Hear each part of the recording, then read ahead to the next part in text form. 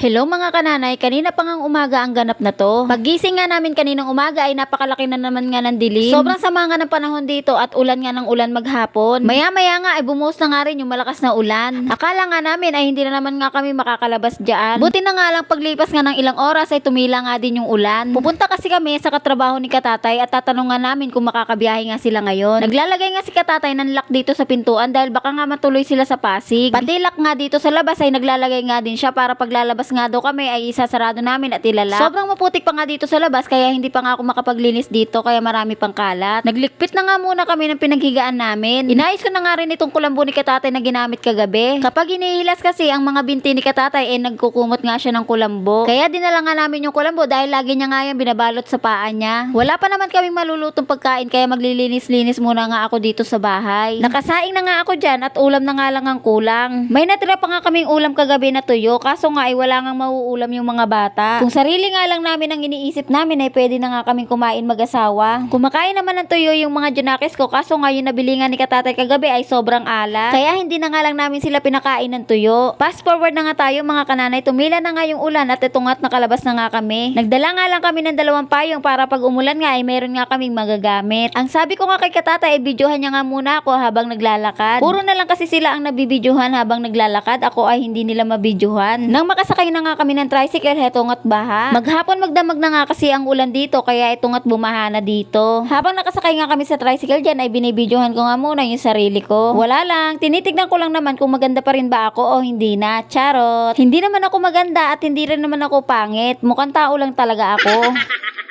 Fast forward na nga tayo ulit mga kananay. Nanggaling na nga kami sa Talipapa at bumili na nga kami ng ulam namin. Itong isdang bangus nga ang nabili namin at ito nga lang yung medyo mura. Marami pa naman iba't ibang klaseng isda doon kaso nga ay napakamahal nga ng kilo. Wala pa namang 1 kilo itong binili namin. Aabot na nga ito sa amin hanggang hapunan dahil si Katatay naman nga ay babiyahe. Nagpapakulo na nga si Katatay ng tubig sa kasirola at ako naman nga ay magagayat ng sibuyas at kamatis. Ganito rin ba kayo magluto ng sinigang na isda? Kasabay nga ng pagpapakulo ng tubig ay ilalagay na nga itong sibuyas at kamatis. At kapag kumulo na nga siya ay saka nga ilalagay itong mga isda. Itong mga ganitong luto nga ay natutunan ko nga lang ito sa amo ko. 15 anyos pa nga lang ako ay nangangamuhan na nga ako at nagtatrabaho. Kaya napakarami ko ngang alam na trabaho pagdating nga sa bahay. Sa hirap kasi ng buhay namin noon ay naisipan ko na nga lang magtrabaho. Kahit wala pa nga akong alam na trabaho sa bahay ay pumasok pa nga rin ako. Nangamuhan ako kahit napakabata pa ng edad ko. Sa murang edad ko ay kung saan lugar na nga ako nakarating. Marami na nga akong naging amo at buti na nga lang at mababait sila. Hindi nila ako tinuturing na kasambahay, tinuturing nila akong anak. Kaya bilib na bilib nga ako sa mga amo na itinuturingan na pamilya yung mga kasambahay nila. Naluto na nga itong sinigang at nagsandok na nga ako. Teternohan ko nga yan ng patis na may sili dahil masarap nga yan sa sinigang na bangus. Pagkatapos nga namin kumain ay magagata naman nga si Katatay ng bagoong. Yung bagoong sa bote nga ang gagataan niya. Bumili din kasi kami sa Talipapa at bumili nga din kami nitong 1 buong nyog. Ang sabi ko nga sa kanya ay lutuan niya nga muna ako ng gatang bagoong bago nga siya umalis. Buti na nga lang at nauto ko nga si Katatay at ito nga't lulutuan niya nga ako. 1 linggong ulam ko nga to habang wala nga si Katatay dito. Nagisa na nga siya dyan ng sibuyas at bawang at maglalagay na nga rin siya dyan ng bagoong. Nilagay niya na nga rin yung pinaganyang gata at tinimplahan na nga rin niya ng magic sarap. Habang pinapakulo at pinapalatik nga ni Katatay itong bagoong ay sobrang bango nga dito sa buong bahay. Nilagyan nga rin ni Katatay ng asukal yan para hindi nga siya masyadong maalat. O siya, hanggang dito na lang muna mga kananay. Salamat sa panonood.